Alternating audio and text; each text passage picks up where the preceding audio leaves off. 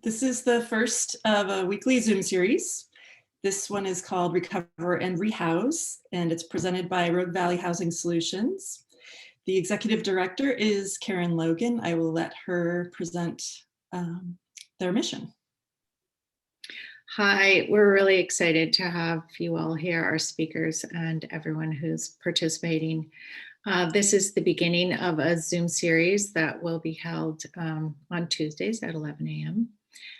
Every week. And we're very honored to have our guest speakers. Our mission as Rogue Valley Housing Solutions is to facilitate community collaboration in finding and implementing housing solutions.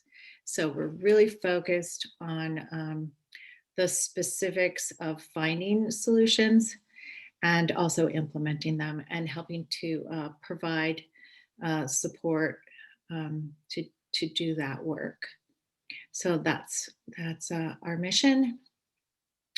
And I just wanted to dedicate this call to the heroes of the fire. Normally at this point in the call, we would have a fire affected person talk, but we don't on this first one. So the voices of those who are lost in the fire and the people who really, the spirit of helping your neighbor through disasters. So I want to dedicate the call to that. And with that, I'll let Ellie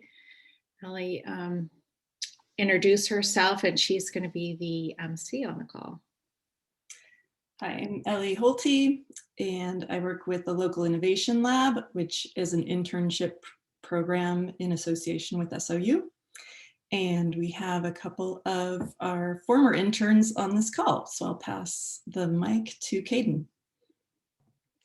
Hi everyone, my name's Caden Jones. I was a recent SAU graduate and interned with Ellie at the Local Innovation Lab for disaster recovery. And Michaela, you can go ahead. Hi, I'm Michaela. I was also an intern with Ellie, and I just recently graduated in the fall and am now getting to work with these wonderful people. So happy to be here. Great, thank you. And one note before we start, after the call, everyone whose email address that we have, and if we don't have your email address, please put it in the chat. Everyone will be getting an email with a link to the recording of this talk and a link to register for our next events and some supporting documents that will be referred to in the next hour. We're going to go to a Q&A at noon, pretty much on the dot. So we're going to try to keep this running kind of like clockwork. So I'm going to pass the mic on to Thomas Corley. First, I'll introduce him and Marley Maskill and Lauren Abioli of the St. Bernard Project. The St. Bernard Project is a national nonprofit whose mission is to shrink the time between disaster and recovery. Their mission is also to get people affected by disasters home as quickly as possible. They were founded after Hurricane Katrina, and they've rebuilt homes for thousands of families across the country.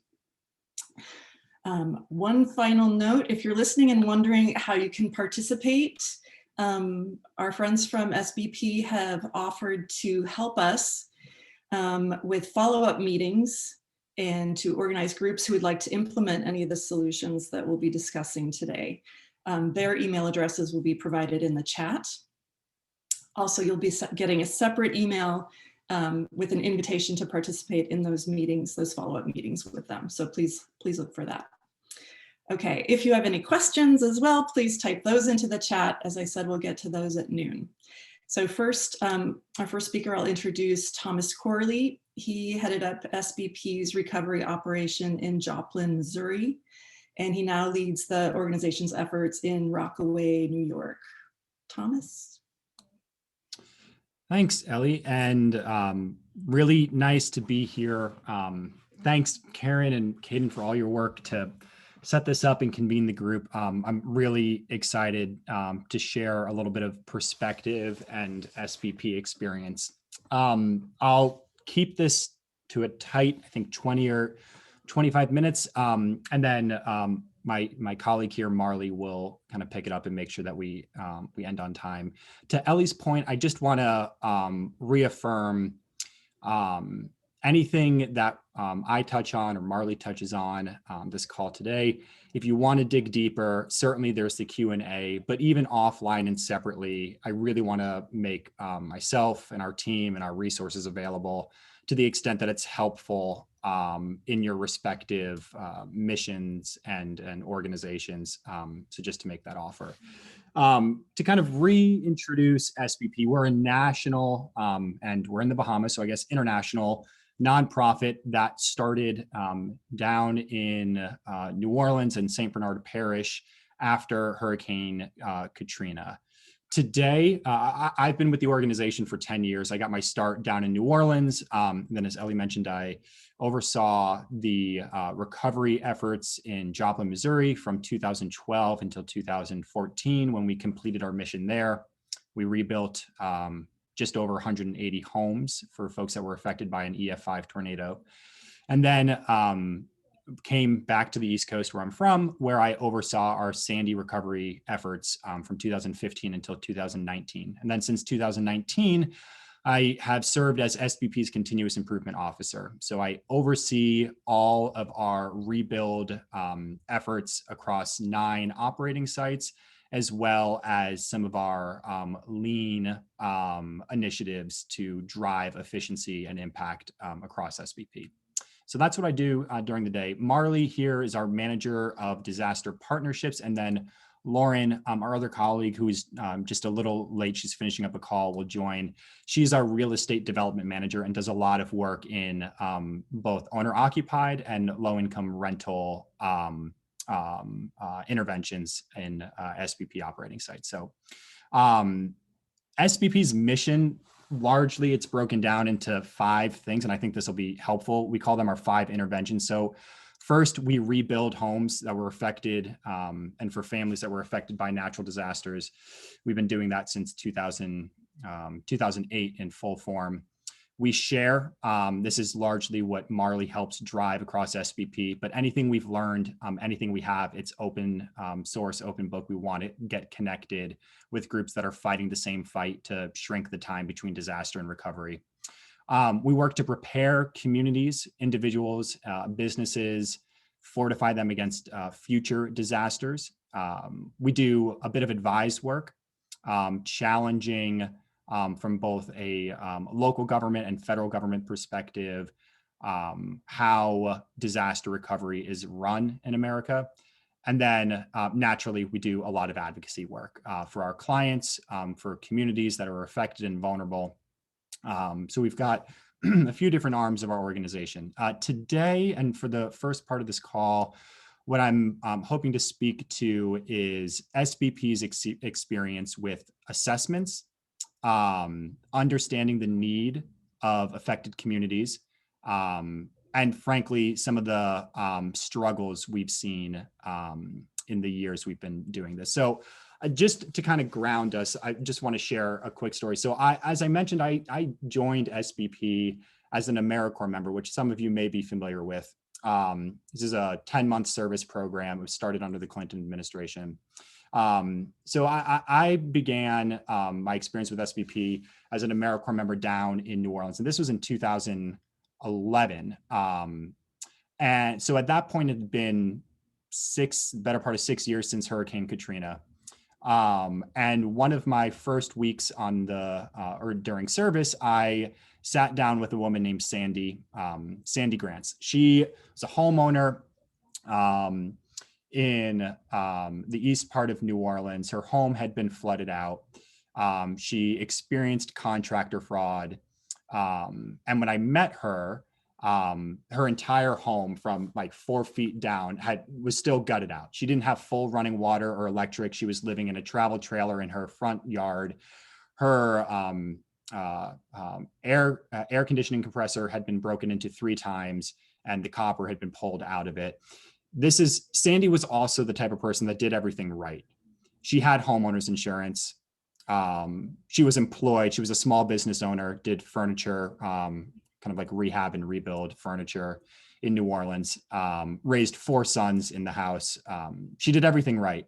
And even doing everything right, she was 6 years out from Katrina with really no path home and no predictability on how to get there. And what's more is SBP found Sandy.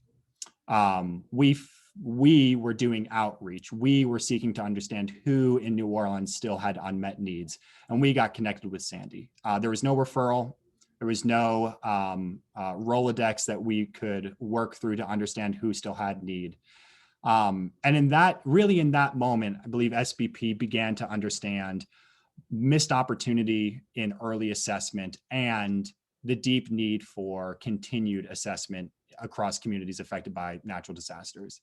So I'll kind of speak to a few things today, and I'll share a couple of stories along the way. I think the first thing that I want to touch on is just truly the importance of a holistic and inclusive and accessible assessment post-disaster.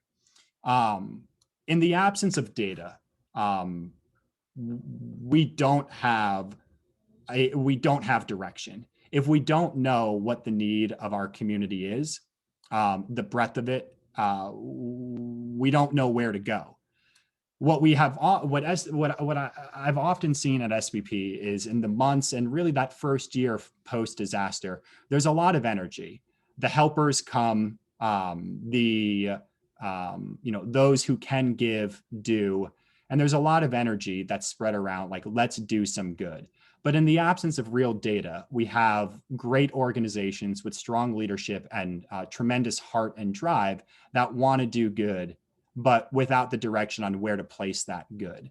And I would argue that in the absence of a true, inclusive, accessible, holistic assessment of community needs, there's time wasted, there's resources wasted. We also know that in the absence of that data, we can't capture dollars. I mean, this is a huge deal, certainly for SBP, but what we have post-disaster is we have government through FEMA putting some price tag on what they think it will take for residents and our neighbors to recover. But understanding that even the FEMA's own assessment process is not does not reach everyone and is at times not fully inclusive, and certainly does not represent some of the more nuanced needs of a community. There's a balance of need that goes unrecognized and ultimately can create a vacuum where there's simply just not the funding. Even if the funding were available and something we could reach to, in the absence of that data, we don't know what to ask for. For groups like SBP, the data is the thing that helps us raise money. When we can speak to our national network or to our partners and speak specifically to how many homeowners were affected and our understanding of what the immediate financial need will be to get folks back home, people give. They want to be a part of a solution. But in the absence of really understanding the cost and the breadth of that solution, there's money left on the table. So certainly assessment is important for getting those resources. Without the intentionality in an assessment and some deep dedication to understanding what questions we need to ask, what are the obstacles for communities that really do need to represent their needs and do need to be assessed, like what are the obstacles in us getting to them? In the absence of that intentionality, there are critical needs that are going to be missed, no doubt. Though, we also know that those needs will change month over month. And to share kind of a little bit of a story here. So when I joined our team in Joplin and began supporting our rebuild work there, this was, I joined in 2012. So it had been about a year and a half since the tornado hit Joplin, Missouri. That tornado, it destroyed about 8,000 properties, largely the track it took. It leveled out single occupancy rental units that were primarily occupied by low income renters in Joplin. And so there was a tremendous, we knew that just generally speaking, there was going to be a tremendous need for low income rental units. But I came on board a year and a half in, and the only assessment that had been done in the early days, well, first we did it. Our organization, at the time we were called Rebuild Joplin, we understood there were needs, but there was no one taking the lead. We had a few groups that were doing some things, but nobody was out front saying, like, we will coordinate this. And so what our organization did, which was flawed and imperfect, but better than nothing, is we developed a website that was very, very simple. It had two sides to the screen, one that said, want to help, and one that said, need help. And in many ways, it was like a pretty free form response where folks could represent, here are the resources I have, or here are the gifts that I can give. And others could say, this is what my need is right now: food, transportation, housing, whatever it might be. That was the best assessment we had in Joplin for about 4 months, until there was a disaster case management contract, and they began a more, or attempted a more holistic and inclusive assessment. What we, and I'll share a little bit more about how that played out in a few minutes here, but I guess simply said, in these early days of Joplin, we recognized that we were missing an opportunity to capture dollars. We were missing an opportunity to really understand the breadth of needs in Joplin, Missouri. We understood that organizations had the energy, but they didn't have direction. And so we took it upon ourselves to really understand what the needs were. And then as we collected those needs, we were able to coordinate with nonprofits, with volunteer groups, with city government to say, here's where we need to focus for the first 30, 60, or 90 days. In this assessment process, I think while it is important to search for the needs that our organizations can serve, there needs to be a dialogue. And I think all too often in an assessment process, what we see is kind of this pre-baked, this is what we think people might need support with.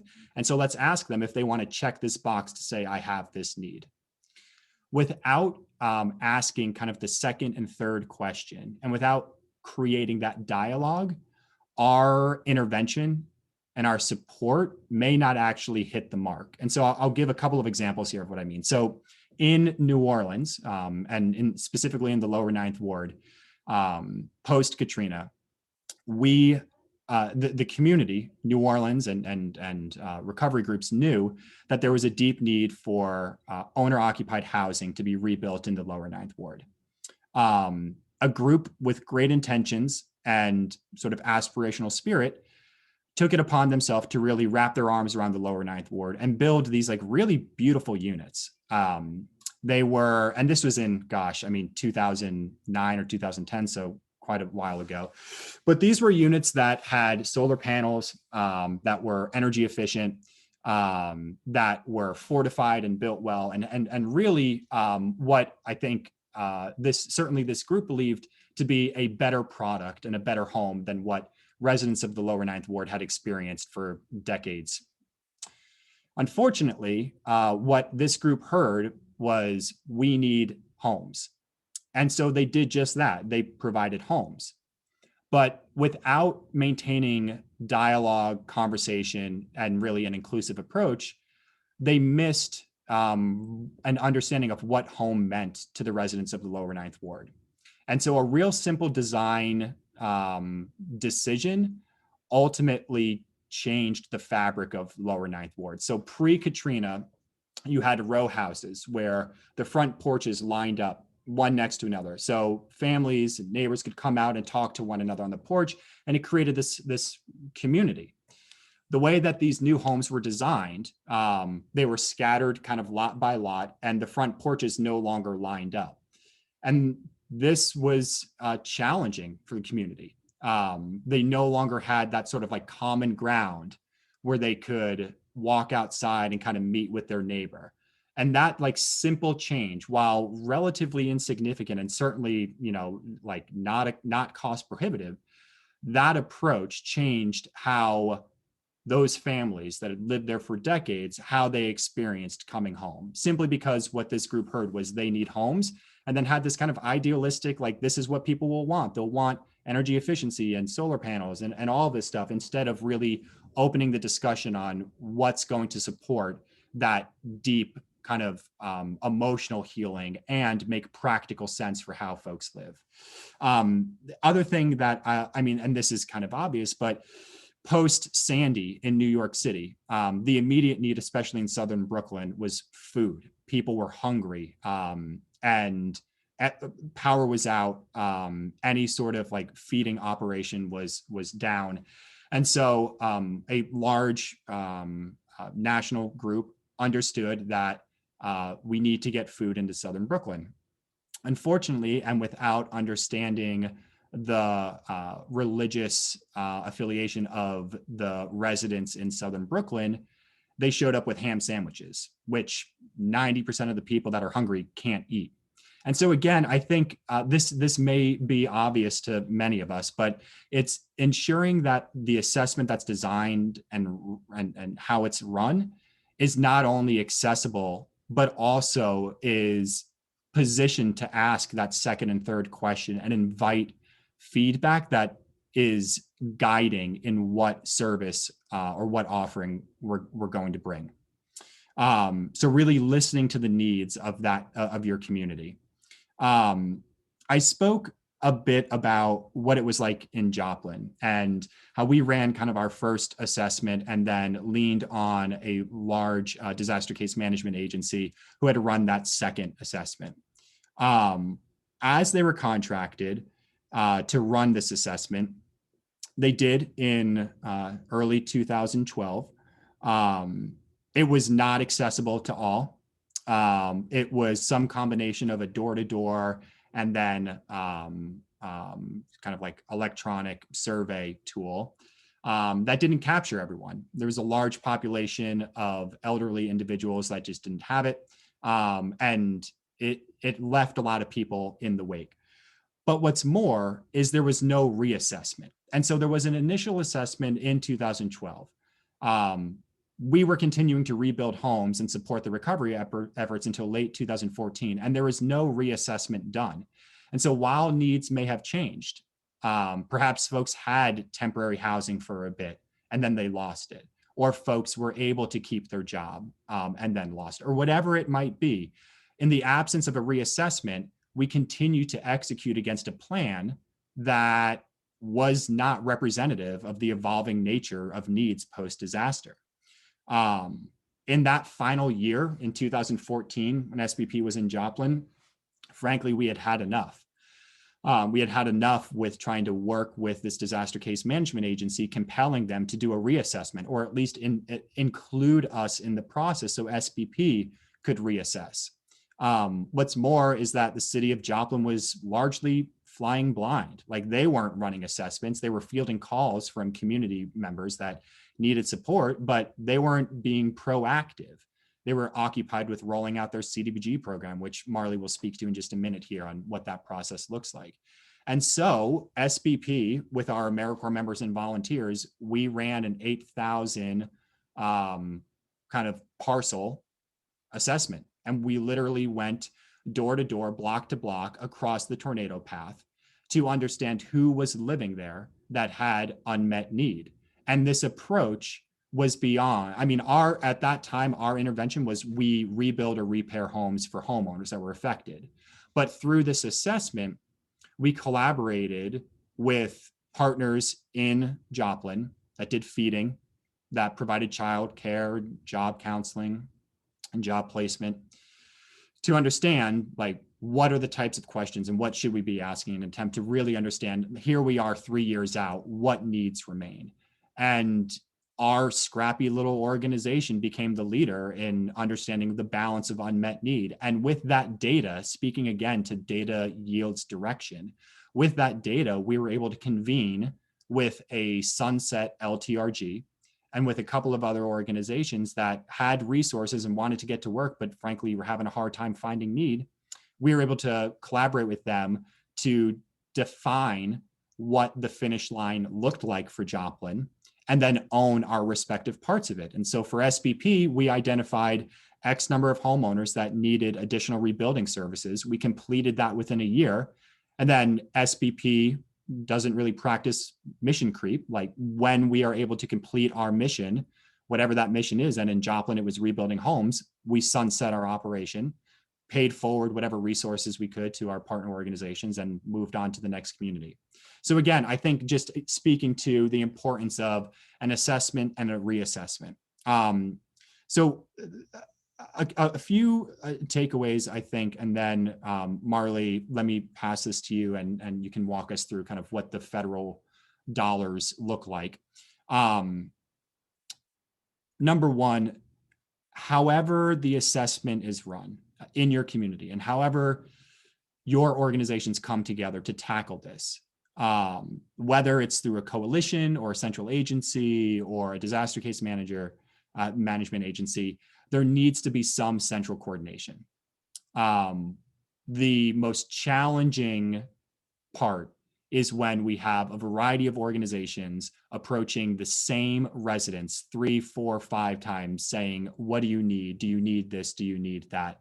It's exhausting to the resident, and it silos the data.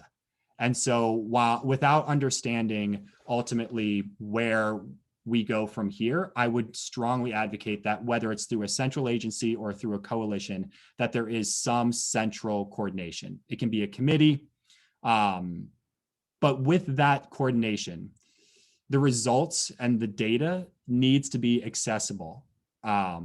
How that's done has looked different in every community that SBP has operated, but the most challenging part is when the central, whoever is coordinating this, if it is a central agency or a coalition, if that data is, number one, not updated, and number two, not accessible. I need to know how many people right now are in Houston, Texas with unmet Harvey repair needs. And I don't know what it is. Like, we don't know. And so for SBP to understand our fundraising targets and to rally our resources to finish this thing, unfortunately, it will likely, again, require SBP to run a countywide, a citywide assessment so that we can understand this. So again, having that coordination, whether it's through committee, through a central agency, whatever it may be, depending on your community and your design, there needs to be coordination.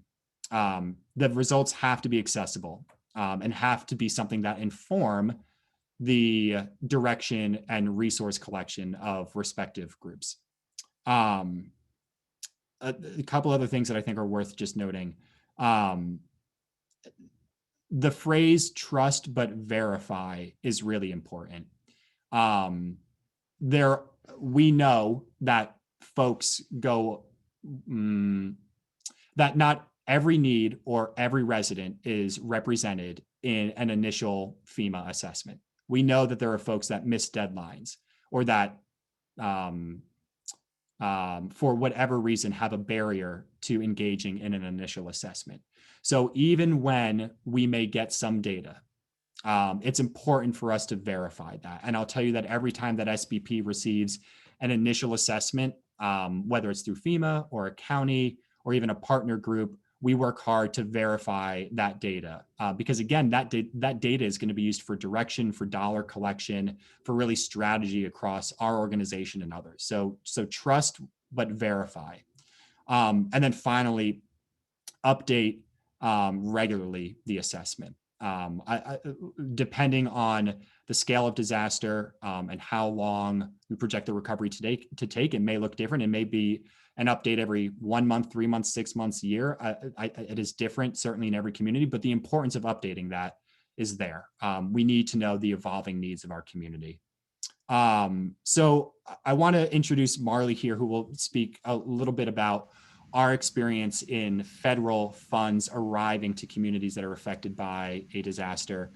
Before I do, again, it's part of SBP's mandate and mission to share and support either through some sort of formalized consulting or an ad hoc of conversations and providing of AmeriCorps members or resources we have. Again, we're like super high level today, touching on a couple of things, but if there's anything that SBP can do to support you or tinker or just be a thought partner in your mission and in your process here, please don't hesitate to reach out. We want to be helpful where we can. So with that, Marley, would you mind taking it from here and walking us through the funding relay? Sounds good. Thanks, Thomas. Good afternoon, everybody. Thank you for having us. We're always happy to kind of have these conversations and share what we've learned and learn from you all as we kind of talk about what it looks like as you move forward through your recovery progress. And one thing that's so critical for those immediate steps in long-term recovery is having funding and having funding available when you need it. Just like kind of every part of disaster recovery, the funding process from both federal dollars and donor dollars can be very confusing. And when we talk a lot about our mission, we are very client focused. And one of the things that kind of drives that focus is helping people to stopping people from reaching their breaking point. And one of the key contributors to reaching your breaking point after a disaster is having that lack of predictability and what your path forward is. So even if the funding isn't going to be available today, working with our clients and other partner organizations to understand what that landscape looks like, where the funding may become available down the road, helps provide some predictability, some transparency in the process, and really can eliminate or minimize at least some of the emotional toll as individuals are just trying to figure out what the next days ahead and what their recovery process is going to look like. So when we discuss disaster funding broadly, we like to use the analogy of a relay race. And that's because there's kind of several different entities that take the lead at different points in the disaster recovery process. So as you all know, in those immediate days after a disaster, the first leg of the race is FEMA. Through the federal government programs, FEMA comes in with individual assistance.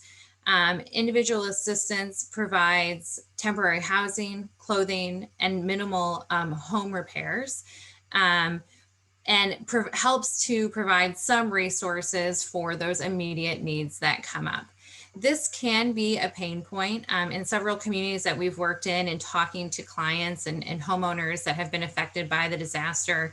We often hear that there is an assumption or misperceptions that FEMA is meant to do more, that FEMA is meant to come in and rebuild their homes, and they were expecting that support very early on. So we, kind of like to share that the true meaning or true impact of FEMA is meant to address those immediate needs, and that those CDBG-DR funds, the Community Development Block Grant funds that are available down the road, are what really will come in through programming to support those individual housing and repair needs to the full extent that they need to be. The second component that kind of goes hand in hand with FEMA in that first leg of the relay race is philanthropic dollars. Up to 80% of donations after a disaster come in the first 3 weeks of a disaster. And that can pose a lot of problems for nonprofits providing long-term recovery support. As Thomas said, we have that, it's critical to have the data to show to our donors what that disaster recovery process will look like. Because oftentimes when working with donors, and they may have the expectation that, there's this mass amount of need, there's this huge catastrophic event, why aren't you spending my money right now? So as nonprofits, we need to be able to kind of tell the story of what that long-term recovery looks like, show the need through the data that, we're able to collect through a needs assessment, that this is going to take a long time, and educate our donors on what that process looks like, and hope to continue that funding relationship for the several years that long-term recovery takes. But it's still, you know, true to this day that those dollars come in early. And so talking to your donors when those dollars come in to plan for that long-term spending is also kind of a critical step to make sure that you have those resources. After FEMA leaves, which is after the first 90 days after the disaster, there really is a huge gap until the next government program comes in through CDBG-DR funding. So the community development block grant funding that comes in is what funds the government programs that support the recovery efforts. So these are your infrastructure repairs, your housing programs like rebuilding, buyout, and other assistance that becomes necessary for the affected homeowner population. So in the meantime, there's 2 to 4 years between FEMA and CDBG-DR, where we say the nonprofits really take up that next leg of the relay race. So SBP, as an organization, we work to identify those homeowners that cannot wait 2 years. So who is close to their breaking point? What individuals who may have extenuating circumstances that makes their scenario that much harder for them to kind of manage in that and in their post-disaster world. And we reach out to those individuals to kind of help them first. We really work closely with other organizations, as Thomas said, to use those needs analysis to make sure that our donor dollars at that time are being targeted to the right clients who need the support. And when CDBG-DR comes in, that's kind of the last leg of the relay race. That's when all those programs are activated. But that doesn't mean that the donor funded activities through nonprofit organizations can just stop. Just like, FEMA and other government programs, there's a process, there's kind of some red tape. It doesn't jump on day one to this full-fledged program. So nonprofits and donor philanthropic activities continue alongside those CDBG-DR activities really until the end of recovery to ensure that everyone can be brought home. So that's kind of a really high level overview of the transfer of kind of leadership in the funding role between FEMA, philanthropic dollars, nonprofit organizations, and then CDBG-DR programming and funding for long-term recovery support. So I'm gonna stop there and then open it up for questions or hand it back to you, Kaden, for next steps. I'll take it from here. Thank you so much, Marley and Thomas. We do have a couple questions, but first I have a few little announcements I just put in the chat. Again, I just want to remind everybody that if we have your email address, then we can send you the meeting notes, a link to the recording of this talk, a link to register for our future events, and some supporting documents that we'll attach to that email. Also, both Marley and Thomas's email addresses are in the chat and you can contact them directly. They will be available to us to talk about recovery efforts and in the coming days. So please reach out to them if you're interested. And I'll introduce a couple of the other events that we have coming up before we go to the Q&A in just a second. All these events are going to be happening on Tuesdays at 11 a.m. The next one on the 9th will be Uniting Community to Rebuild with Charles Brooks, who I think is on this call. He's from Rebuild Paradise. On the 16th, Tuesday, again at 11 a.m., we'll have Tiny House Villages presented by Dan Bryant of Square One Villages. And Karen, did you want to say anything about any of those upcoming events? If Charles is on, he could say something about what he's going to talk about. Yeah, I'm really looking forward to talking with you guys and sharing a little bit about perspective, because I think there's a lot of commonalities between the demographics of your community and the impacted communities that you guys suffered in your fire, as well as where we are. I plan to bring some perspective on where you guys may have some opportunities where we're still facing challenges in mobile home parks, and talking about the power of community and how uniting the community and bringing people together. And it'll piggyback nicely on what both Thomas and Marley had shared about key stakeholders and the other partners in recovery, and having those people at the table and making sure communication across groups. And then share a couple of the projects that we're utilizing here, and if there's any benefit that can be gained in your communities, that we're happy to share those with you as you all see fit. Great. I know this is all kind of broad level talking, but we are determined to get into the specifics of support and implementation. And I think both Charles and Thomas have been really generous in offering that kind of assistance to our community. So thank you so much. Okay, so we are going to be going to Q&A. I'm going to let Caden moderate that. I know we have a number of questions in the chat, so keep them coming.